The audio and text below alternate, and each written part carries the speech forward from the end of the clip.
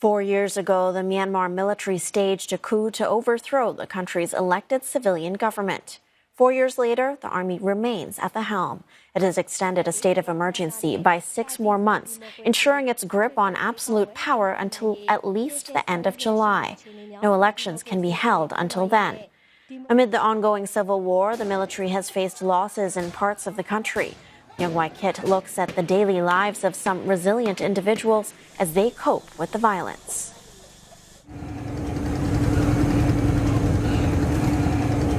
This picturesque view, with its serene and scenic beauty, can be deceiving.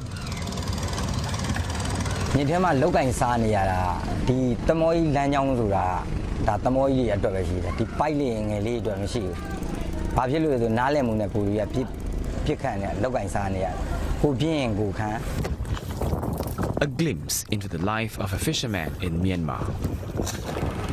After Cyclone Nargis destroyed his home in Ayeyarwady in 2008, Usai Hlaing moved to Yangon to rebuild his life. And this is where he makes a living for the last 10 years, where he goes out to fish twice a day, morning and night. On a good day, his catch could fetch around $160.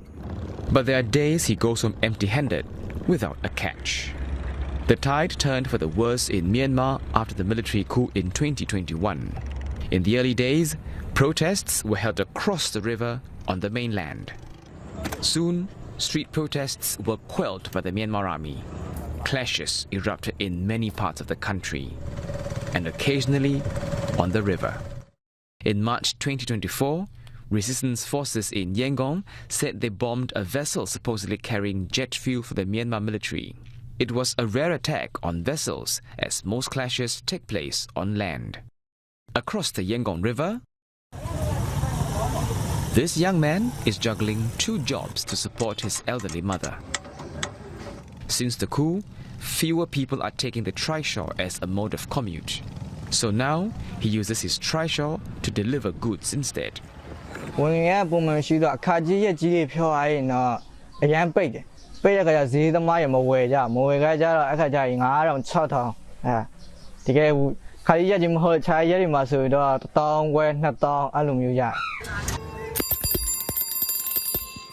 Last year, the Myanmar military revived an old law that mandates the recruitment of eligible citizens into the military.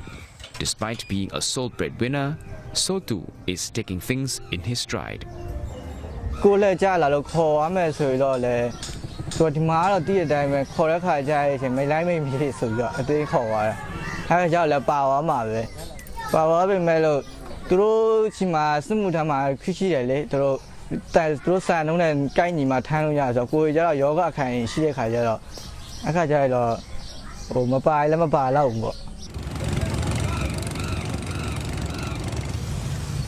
So far, the military has recruited at least 8 batches of conscripts since April last year.